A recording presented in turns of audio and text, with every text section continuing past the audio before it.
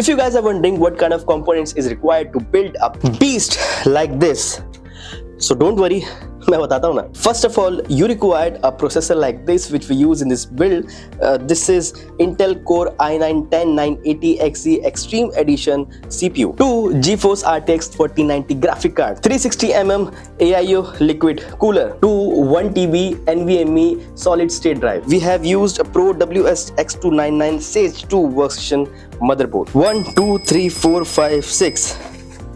6 fans is required for the better airflow in this PC build. 2000 watts of supply for the beast. And last but not the least, a full tower cabinet like this, which is specially designed for these kind of PC builds. So if you guys want to build a server or workstation like this for your requirements, so you can go to our website www.ent-pc.com and you can go for the workstation category and choose your build according what you're looking for.